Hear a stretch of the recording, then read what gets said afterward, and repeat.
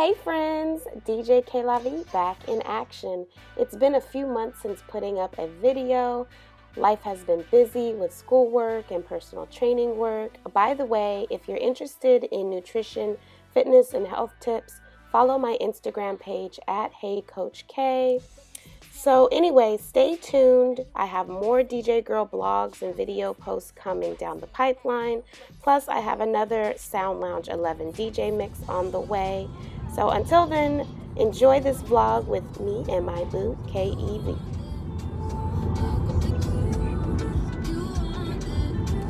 The thing about NorCal beaches is it's hit or miss. It's foggy or sunny, but right now it's foggy. Hopefully, that finish line over there's there. a little bit of hope right there along the horizon. So we can top back and get this thing popping.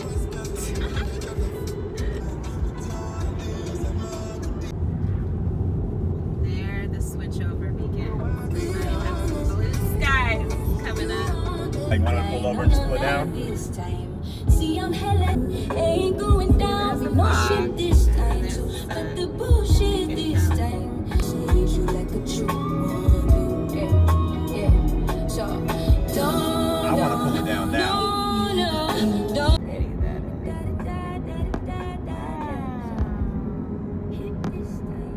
Out there, windsurfing.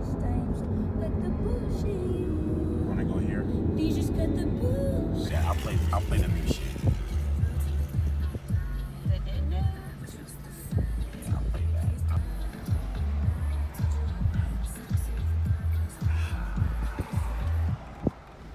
Okay, you want to pull it down? Or press the button. So that's the button.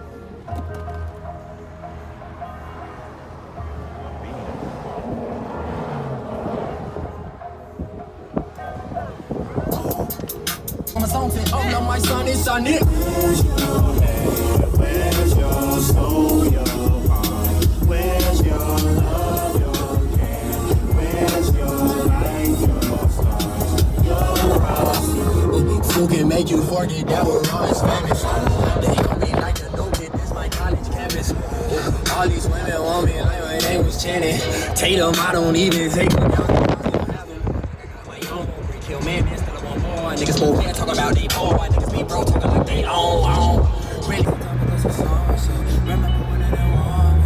I knew I was on the something. Turn it to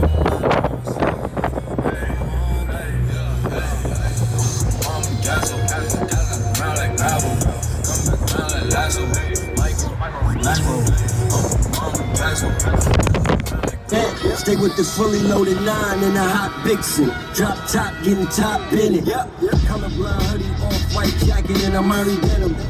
I'm flying in them, they admiring them. What's up, y'all? DJ K.E.V of DJGirl.com, talking all things DJing from a woman's perspective, and I'm back with another video. What's up? So today, it's gonna be like a blog style type thing because I'm gonna talk about something, but we're also just out rolling around Santa Cruz. We got the top back joint, okay, riding around, getting some sun. So it's a good day. I figured I haven't shot a video in a little while. Why not do a little something? I got my boo Kev here. What's up? He actually is an MC. I actually met him because he hired me to DJ some of his events that he would put on in Oakland, California, that is. So I'm gonna just have him chime in on some things, but really today's video is about the 5 like major takeaways I've gotten from just DJing overall in life, how it's helped me with just life skills. So we'll just do the top 5. So number 1 is confidence. Confidence. I am an only child, which I'm kind of naturally already introverted. So it's real easy for me to be quiet and not really speak up and only say things when I need to. I mean, I'm kind of like that still. Like, that don't never leave, but I'm not scared. I ain't scared, no. I'm not second guessing myself like I used to anymore. So, you know, it even took me a while, like when I was having to DJ, to get on the mic, to actually use the mic. Like, I still sometimes feel uncomfortable to do it, but it's much more natural to me now, because it's kind of like I've been thrusted into that position to where they're like, hey, make this announcement or say this or hype the party or do something. So, you know, that really helped me break out of my shell, and it's helped me overall in life just blossom in that way. Number 2, DJing has helped me with like just business and how to work with business, and when it comes to signing contracts and making up contracts, and how to look and read through contracts, and, you know, also setting up details for events, and you know, going back and forth, doing meetings. Like, it just taught me business, and, you know, how to negotiate like the price that you want, because, you know, people always want to lowball. They don't understand everything that goes into DJing sometimes. So it's kind of like you got to break things down and be professional in doing so. So it's definitely taught me business and professionalism, and I'll be able to use that in any business now. Like, just use that etiquette and decorum that I've learned just by being thrusted into my own little DJ business. I've had to learn that, and now I can take it and use it across the board. Number three, organization. So when I first started DJing, I remember my very first gig, they were like, yeah, I want you to use turntables and this and that and the other, and I didn't have anything really organized. I just had equipment. I had cables all over the place. I had heavy turntables to carry, and I was just by myself, and I had to like carry, it was like a mall gig or something, so I had to like one by one carry things, and I had like cords in a bag, and it was just, nothing was wrapped together correctly, and so it took so much longer to get that situated because it was unorganized. All my stuff was all over the place. So after learning that the hard way, I had to get things organized. I, you know, obviously bought a dolly, and I bought smaller compacted DJ equipment that makes sense for me as my stature, you know, to move around and to easily lug around by myself and set things up. And so when things were organized, like, I was getting things set up real quick, you know, 15, 20 minutes, boom, we ready, the event's ready to go, no problems, no questions. You need something? Oh, I got that. I got some gaffer's tape. I got, you know, some things to tie the cords together, you know. So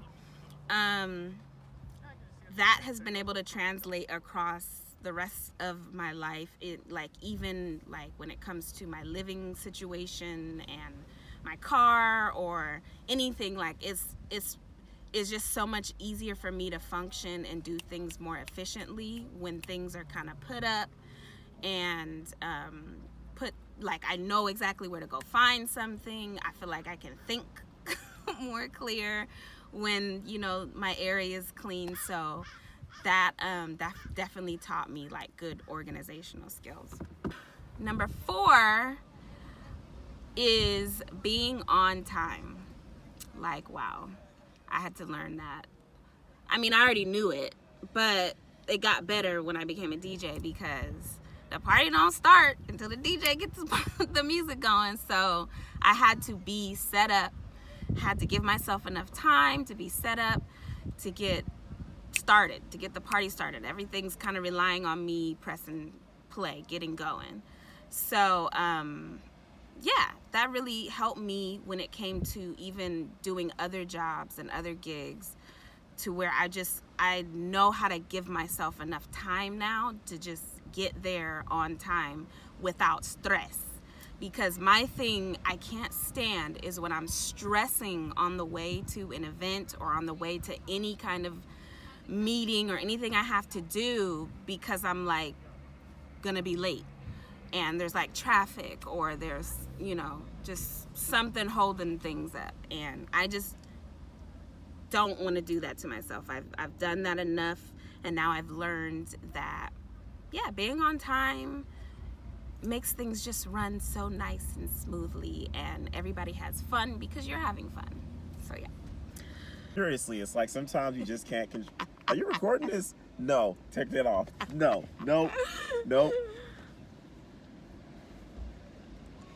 Anyways, number 5 is, wow, DJing really helped me with decision making, because sometimes, many times, I'll be at an event and I have to pick something that works in the mood, in the nick of time. Like, there'll be so many times that I don't know what I'm gonna play next, and I want to keep the momentum going, and I don't have anything in mind, so I'm like looking through crates, and I'm like, ooh, that song right there, boom, that's the one, and I just roll with it, and it works. Yeah, so I used to be really wishy-washy on decisions. I mean, we all still go through that sometimes. I still do. But now it's more like, okay, come on, let's just, like, usually the first thought is, like, the best way to go. I don't know. My dad taught me that when I was younger, too. He'd be like, just go with your first mind. Just don't think too deep on it. And that's actually worked for me a lot. And now I don't do a whole lot of back and forth thinking. I just kind of say, hey, that's the first thing that popped in my mind. It's probably the best way to go, and it usually is. That's how it went with my music a lot of times, and that's how it works and lessens my stress in life overall. So those are my 5, but I have a bonus one because I couldn't just leave this out. But DJing has really helped me to spread my wings and be more comfortable with doing international travel, or just traveling and doing things by myself and just getting by. So I used to, back in 2019, I traveled to many different countries down in the Caribbean, and flying here, flying to Miami, and just doing all this stuff by myself, and having to make these decisions by myself, and having to figure out how to carry equipment, and just figuring out logistics of things, and doing that by myself. And so now, granted, I don't want to travel necessarily by myself, but if I need to, I feel okay doing that, just because I've been out of this country numerous times, away on gigs, traveling by myself. So, that's always fun. Woo! So, I want to just get some opinions from Kev, since he's an MC and he works with a lot of DJs, and he hired me, like I said. But hey, Kev. What's up? So, what do you look for in a DJ? I mean, well, there's different kinds of DJs. I mean, for me, I mean, you have your DJ who's works with other artists in terms of performance. So, like me as an MC, every time I've performed, I've always had a DJ. I have personal DJs, I guess, who are they're homies, but so in that, I look for a specific thing, right? Which is, how good is your mixing? How good, and when I mean mixing, transitioning into the next song, how good is your organization skills? How good, and when I mean organizational skills, I mean, if I give you my list of tracks and let you know the order of the set, are you gonna, you know what I'm saying? Are you gonna put that together and know it and not mess it up? 3, how good is your improv skills? So, for example, when we on the set and, I'm doing my joint, whether I'm freestyling or rapping a song, you got DJs who are good and know, let me drop the beat when he has some important stuff to say. Like on the 4th bar, when he says that metaphor, drop the beat. Is he or she gonna be the DJ that's going, let me hype the MC too. Let me get on the mic and be like, yeah, throw your hands in the air. We look for all that. And I think the last is, do you have a good variety? So if I ask you, yo, drop some instrumentals so I can freestyle real quick, and you I don't really have any instrumentals, automatically I'm like, every DJ should always have a gang of instrumentals, and they should always have the instrumentals that are the hot thing at the moment. So if Big Sean got the hot joint at the moment, you need to have an instrumental for that, just in case, you know, the MC is like, yo, we gonna freestyle to this, because the crowd is familiar with that hot song, that new song that's out, you know. And you need to always have the classic instrumental. When I mean classic, something of a hip hop classic. So you should always have the instrumental to Grinding.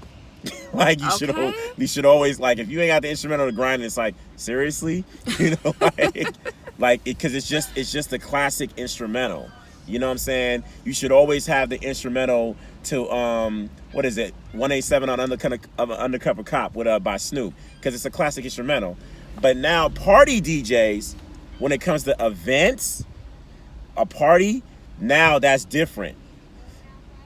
Transitional skills, definitely. Everything that I mentioned on that, definitely. And then some, meaning you should always have every hot song from every genre of that party. So whether it's R&B, whether it's hip hop, whether it's house music, always be prepared. Because somebody is going to say, regardless whether you like it or not, is going to be like, do you got that one song? And I know DJs hate it when people just be standing by the booth like, oh my goodness. And the thing is, they never know the song title. They'll sing you like, yeah, you know that one song, how does it go? When you invite me in the club. Literally. And I'll be like, can you play that song? And if you don't play it, they'll come back 3 songs later like, yeah, so I'm just wondering, are you going to play that song or not? Right? Like, for reals. And sometimes that might even be depending on what party you're doing. If it's a wedding, if it's a private party, it might be the person who hired you. Yeah, do you think you can play, you know, Candy, you know, from Cameo? Yes. We want to do the electric slide. And if the person that hired you is the one asking, you definitely want to, like, have that. You want to get it. Like, that's the worst, to be like, I don't have it, but let me see if I can download it or something real quick. Right. I mean, yeah, you want to have, that's definitely important. You want to have all of that. You want to make sure you have all your equipment on point. Always bring your own needle. Bring your own needle. I mean, if bring your still, cables. Right. I mean, bring your headphone. Like, yeah. Don't expect to use somebody else's stuff if there's another DJ before you, and most likely they're not gonna let you use their stuff. Most likely, yeah, they don't like that. Right. Some DJs don't even like to share slip mats. Right. So if you're doing turntables. And you know, mind you, you know, I'm thinking of from now to even then, back in. It really stopped, let's say somewhere in the early 2000s, where I remember going to shows or whatever, and DJs would have literally crates full of records before Serato really got popular. You were still, you know, or even CDJ just came out. People were still, you know, bringing the crate full of vinyl and playing it. So, but I think those are the important things. I think as an artist, as an MC, that's what I look for, definitely. And just getting to the work. Like, no theorizing, no over talking, no, wait, can you explain the set to me again? Just like, you get it, boom. Right, be ready. So, tell me, Kev. Yeah. Who are some of your favorite artists right now? Do you have any? In which genre? That's a tough one. Well, we'll do hip hop. You're more of a. And in hip hop, like currently? Okay, current. Let's say current. We ain't gonna do overall. I don't think I have favorites. I have top 10s. Definitely Dave East. Saba. Definitely like Saba. He's a young cat, you know, but he's really dope. He's really creative. I do like Big Sean's new stuff.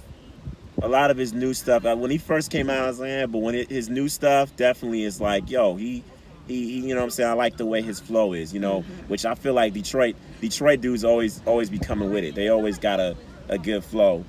Who else? There's a bunch, man. There's a bunch. I do like, what's his name? Why am I forgetting his name? He's on, he was, you know, he's the one that did the song Crew. Like last week. I'm doing that right now. You complain about it. I know. I forgot. Why am I forgetting his name? My mind just went blank. He has like that hip hop house music vibe. He technically MCs too. I'll put him in hip hop. Anderson .Paak. Anderson .Paak. You know. Yeah, I do like that new That new Bruno Mars and Anderson .Paak song. I think it's really good. I like the way they performed that at the Grammys too. What about house? You know, I'm like a big K.E.V. Louis Vega fan. K.E.V. K.E.V. Absolutely. K.E.V. Who else? I mean, I like Kenny Dope. Kenny Dope. I like Blaze. I like Ashu Lade. Of course, yes. Yeah. Right now, my big one is, I definitely like when Jazzy Jeff and DJ Spinner is on the house. Right now, my big one is K.E.V. though, man. He's taking the cake for me right now. Now, I dabble in the Afro house world, so my go-tos are like Black Motion, and right now I'm listening to the Homeboys album, and every song on there is banging, and it just came out. Really dope. Check that out. Who else? Of course, Black Coffee for me, and Cairo. I'm gonna drop a new Afro house, a new Sound Lounge soon too. Maybe in the summer. Yeah. Sound Lounge 11. Sound Lounge 11. Woo woo. It's May right now, so maybe like June, July. I don't know. We'll do another one. Because I'm getting some new stuff coming my way, and I'm like, oop, I can't just not do another mix. I gotta do another mix. So, but yeah, part of me was like, man, see, now there's more artists coming to my head that I'm like is current. Come on in. Lady Lester from England. Lady Lester from England. Lester, is it? She's dope. She's dope. Okay. She's dope. I mean, he's just, I'm gonna say his name, and he's current and he's old. You can technically say old school, but he's just he's my top 5 in just MCs in general. Black Thought. Yeah. Royce is still killing the game. Royce is still killing it.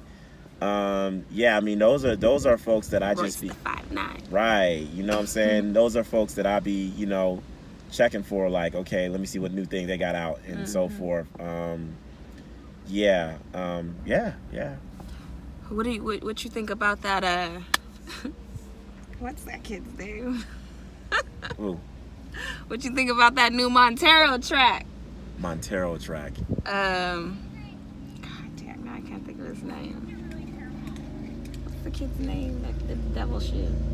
Oh, you talking about Lil Nas? Yeah. What you think about that Lil Nas X track, the Lil Montero, the devil shoe and the blood on and stuff? She trying to get me to pull. How you feel about she that? She trying to get me to pull a Kamala Harris and just lie on camera.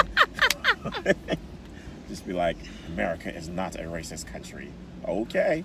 Anyway, we ain't gonna get into that though. But right now. I mean, look, there's the other songs that Lil Nas X does. I enjoy it. I don't have an issue with his music. Me personally, is just my personal thing. Is just certain images I just don't play around with, given the things that I practice. Not religiously, no, but just even in spirituality and African spirituality. Of course, some people will make comments and argue with this all they want. That's fine, whatever. But it's just kind of like, okay, the video was like, okay, for me, that was really it. But yeah. I feel like I don't know, I just feel like in the music industry now, everything is very much shock value in the entertainment world and pop culture. Yeah. And I feel like there's so many different ways to express, what you're feeling against, because I get what he means, society and making him feel bad about his sexuality, which is completely wrong and always been wrong. But there's other ways to express that anger towards society or that frustration towards mainstream society or religion by not just mocking it, because I feel like we have to respect everybody's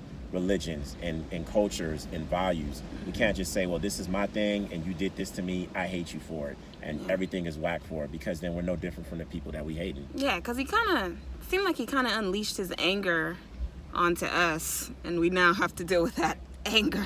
Right. I don't know, that's the way I kind of took it, but to each their own. I agree with you. So, we enjoy some of the music, but you know, some of the images and the messages behind these things, I don't know. I feel like the energy ain't right.